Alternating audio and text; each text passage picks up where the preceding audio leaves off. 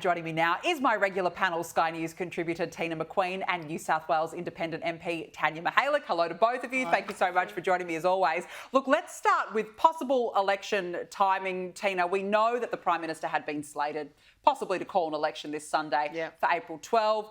This cyclone's created really a perfect storm for Anthony Albanese.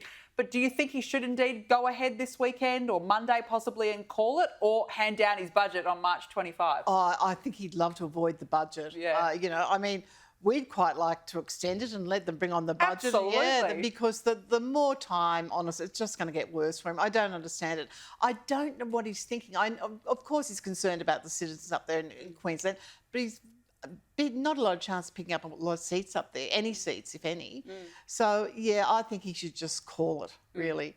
Otherwise, there's a whole heap of pain ahead of him. Yeah, and the other issue is then we face going into a 6-week election campaign, which typically doesn't favour voters. Longer campaign. I feel like we're already there. I mean, we've been in a pseudo-election campaign since January. Yes. But do you think the Prime Minister will avoid at all costs to try and not hand down that budget on March 25? Because then he's got to put all of his election costings on the table.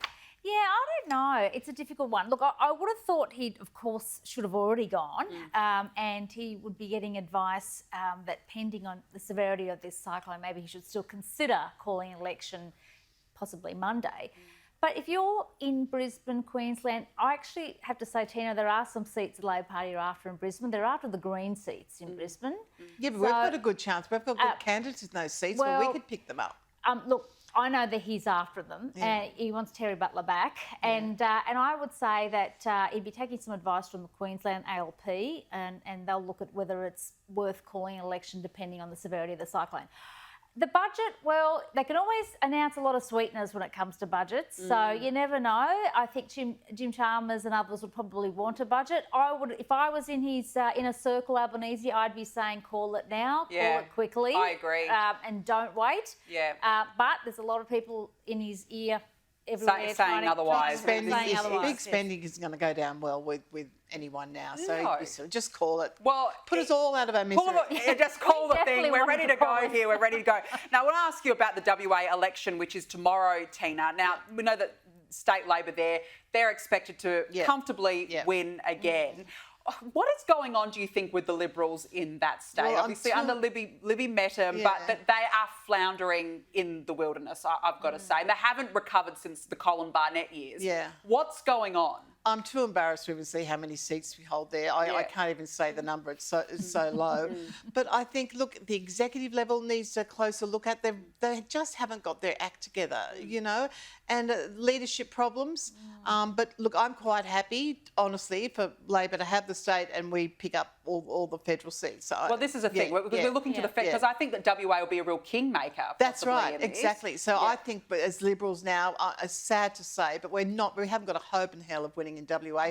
Let's focus on those federal seats we need to win back. Yeah, okay. Will be interesting to see what happens. Yeah, look, I think also they've obviously the junior partner of their coalition. They've been really focused on regional and national party issues. But it's not really a partnership though, Tania. It's not really a partnership. It's very different in WA to what it is in New South Wales and the rest of the country. Yeah. Well, 90% of people live in Perth. So the Liberals need to really sort of focus what their policy is there. And Roger Cook's been very smart. He's been pro-resources. He stopped the Commonwealth EPA from going ahead, which would have been a disaster. Oh, yeah, but I mean, I feel like Labor's there. Smart. But I mean, they only changed the EPA because I reckon that Albo probably got on the phone and said, urgently get rid of this as soon as possible. Course, but because of Western Australia. But because of Western Australia. But WA is an interesting state for that, and they don't, Mark McGowan's not there as the Premier now. So they can't use that as, Albo can't use that as his popularity booster, I suppose. So, look, it's going to be interesting to see what happens. But I want to talk about youth crime because Victorian Premier Jacinta Allen has backed a trial handing first-time teenage and youth offenders cautions and diversions instead of punitive criminal charges. Now, I can see how this might work, say, if it's petty crime, Tina, but for goodness sake, if someone's gone and done a violent home invasion, let's give them this caution and diversion strategy. It's not going to cut it. Oh, I don't care if it is petty crime. There's got to be consequences for actions. And the crime rates have gone up in youth crime. So it's just stupid. And thank God the opposition leader down there has opposed this. But no, this touchy, gentle with them doesn't work anywhere. I think you've got to have a tough love approach. And like I said, punish them for these horrible acts they commit. I agree, because otherwise the cycle of crime keeps going. And this is what we're seeing. We're seeing it in New South Wales as well here, Tania. You would know.